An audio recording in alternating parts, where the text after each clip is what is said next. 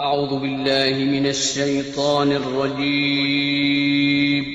پناہ مانگتا ہوں میں اللہ کی شیطان مردود سے۔ بسم اللہ الرحمن الرحیم۔ شروع اللہ کا نام لے کر جو بڑا مہربان نہایت رحم والا ہے۔ آج ہم بات کریں گے دریائے نیل کی داستان، جسے خونی دریا بھی کہا جاتا ہے۔ بات شروع کرنے سے پہلے اگر آپ نے میرا چینل سبسکرائب نہیں کیا تو پہلے سبسکرائب کریں اور ساتھ بیل آئیکن کو بھی پریس کر دیں تاکہ ہر آنے والی نئی ویڈیو آپ کو بآسانی مل جائے۔ تو چلو شروع کرتے ہیں ایک بہت ہی خوبصورت اسلامی حکایات، جسے خونی دریا بھی کہا جاتا ہے۔ دریائے نیل خشک ہو چکا تھا، وہ دریائے نیل جس کا پانی ٹھاٹھے مارتا تھا اور مصر کے کھیتوں کو سیراب کرتا تھا۔ وہ دریا خشک ہو چکا تھا، مصر کے لوگ یہ دیکھ کر پریشان ہو گئے۔ ایسا پہلی بار نہیں ہوا تھا، ہر سال دریائے نیل خشک ہو جاتا تھا۔ مصر کے لوگوں کا کہنا تھا دریائے نیل ہر سال انسانی قربانی مانگتا ہے، جب وہ یہ قربانی دے دیتے تو دریائے نیل پھر سے ٹاٹھے مارنے لگتا اور لوگ خوش ہو جاتے، ان کی کھیتیاں پھر سے لہلہانے لگتی۔ اب ایک بار پھر دریائے نیل خشک ہو چکا تھا، لوگوں کے چہرے پریشانی سے مرجھا گئے تھے۔ دریا اس بار پھر ان سے ایک انسان کی قربانی مانگ رہا تھا، وہ سب مجبور تھے۔ انہی دنوں حضرت عمر بن العاص رضی اللہ تعالی عنہ مصر فتح کیا تھا۔ مصر میں فوجیں موجود تھیں۔ امیر المومنین حضرت عمر فاروق رضی اللہ تعالی عنہ نے مصر میں حضرت عمر بن العاص رضی اللہ تعالی عنہ کو گورنر مقرر کیا تھا، اور اس کے چند دن بعد ہی دریائے نیل خشک ہو گیا تھا۔ لوگوں کی پریشانی دیکھنے کے قابل تھی۔ لوگ دریائے نیل میں انسانی قربانی کی تیاریاں کرنے لگے۔ اب لوگ خوش تھے کہ دریا انسان کی قربانی کے بعد پھر سے بہنا شروع کر دے گا اور خوشحالی ہی خوشحالی ہوگی۔ آخر وہ دن بھی آ گیا جس دن ایک انسان کی قربانی دریائے نیل کو بھینٹ چڑھ جانا تھی۔ لوگ صبح ہی صبح یوں تیار ہو کر باہر نکل آئے جیسے عید کا سماں ہو، ہر شخص کے چہرے پر خوشی کی جھلک رہے۔ حضرت عمر بن العاص رضی اللہ تعالی عنہ دریائے نیل کے خشک ہونے کی وجہ سے سخت پریشان تھے۔ جب انہوں نے یہ سنا کہ دریائے نیل کی بھینٹ چڑھانے کے لیے ایک انسان کو قربان کرنے کے لیے لے جایا جا رہا ہے تو وہ تڑپ اٹھے کہ یہ تو سراسر ظلم ہے۔ دریا کے لیے ایک انسان کو قتل کر دینا کہاں کی عقل مندی ہے۔ حضرت عمر بن العاص رضی اللہ تعالی عنہ اپنے چند آدمیوں کے ساتھ دریائے نیل کی طرف چل پڑے۔ وہ اس قربانی کو ہر حال میں رکوانا چاہتے تھے۔ جب وہ دریائے نیل کے پاس پہنچے تو انہوں نے وہاں عجیب سماں دیکھا۔ لوگ ذوق بذوق کپڑے پہنے وہاں موجود تھے، ہر شخص کے چہرے پر خوشی تھی۔ جب ان لوگوں نے گورنر کو دیکھا تو حیران رہ گئے اور سوچنے لگے شاید گورنر بھی اس قربانی کو دیکھنے کے لیے آئے ہیں۔ حضرت عمر بن العاص رضی اللہ تعالیٰ عنہ نے دیکھا کہ لوگ ایک 15 سالہ لڑکی کو لے کر وہاں آئے ہیں۔ اس لڑکی نے زرق برق لباس پہنا ہوا تھا، وہ زیورات سے لدی پھندی تھی۔ لڑکی خوف سے کانپ رہی تھی، اس کا چہرہ ہلدی کی طرح زرد ہو رہا تھا۔ لڑکی لڑکھڑاتے قدموں سے آگے بڑھ رہی تھی، وہ لرزتی کانپتی ہوئی لوگوں کے ہمراہ دریا کے کنارے پر پہنچ کر رک گئی۔ اس نے مڑ کر اپنے بوڑھے باپ کی طرف دیکھا۔ باپ کی آنکھوں میں آنسو تھے، وہ مجبور تھا۔ لوگ اس کی بیٹی کو گھسیٹ کر موت کے منہ میں دھکیل رہے تھے، وہ کچھ نہیں کر سکتا تھا۔ اپنی بوڑھی آنکھوں سے بیٹی کو موت کے منہ میں جاتے ہوئے دیکھ رہا تھا۔ لڑکی کی ماں تو غم سے نڈال ہوئے جا رہی تھی۔ لڑکی ہاتھ چڑھا کر اپنے باپ کی طرف دوڑی۔ لوگ اس کے پیچھے بھاگ کھڑے ہوئے۔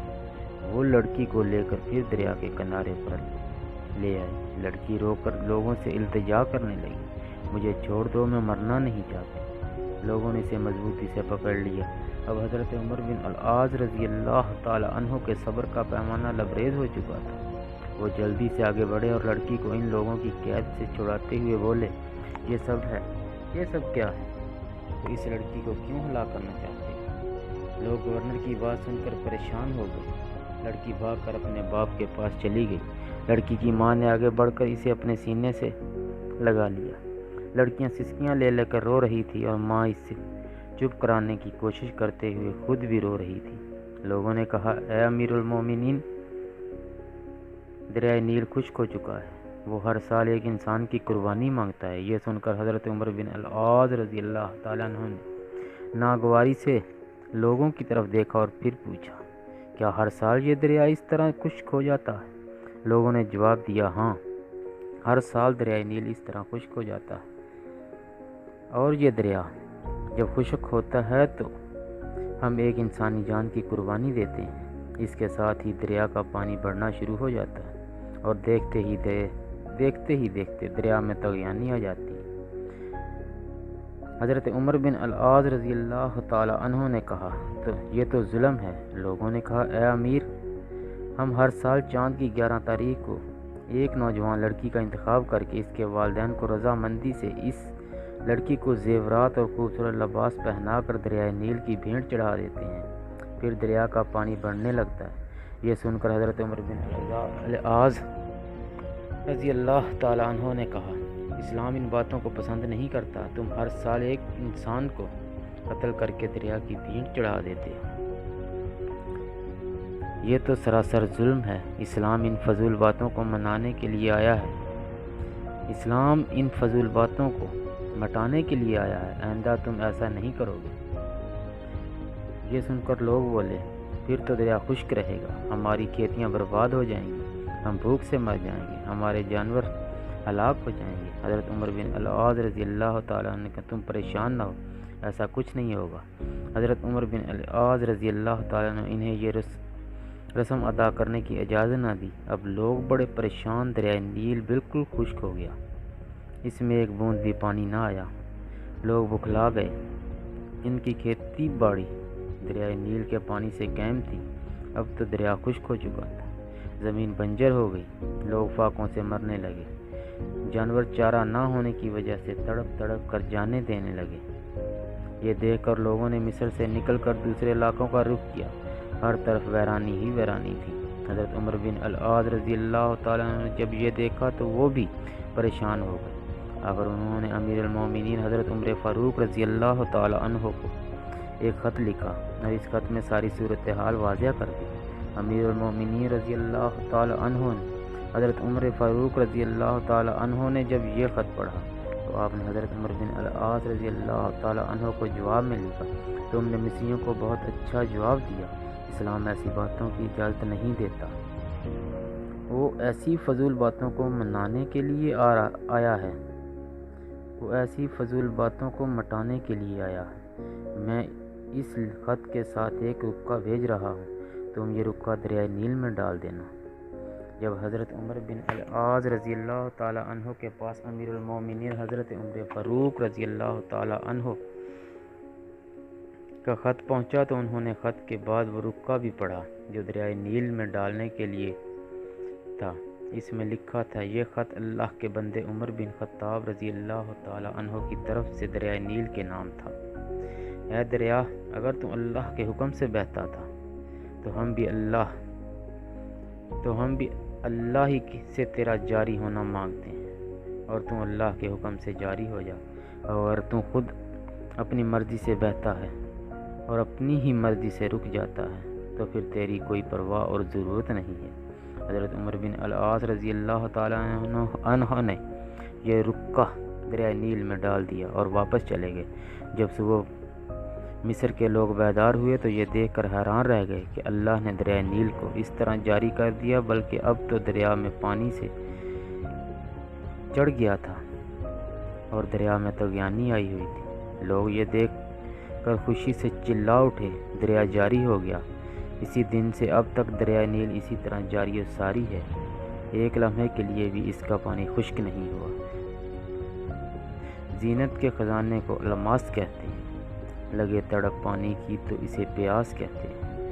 یوں تو سب کی پیاس بجھاتا ہے دریا، جو دریا کی پیاس بجھائے اسے عمر بن خطاب کہتے ہیں۔ اگر حکایات پسند آئی تو پلیز اس حکایات کو شیئر اور دوستوں کے ساتھ اس حکایات کو لائک کیجیے اور دوستوں کے ساتھ شیئر کیجیے۔ بہت بہت شکریہ۔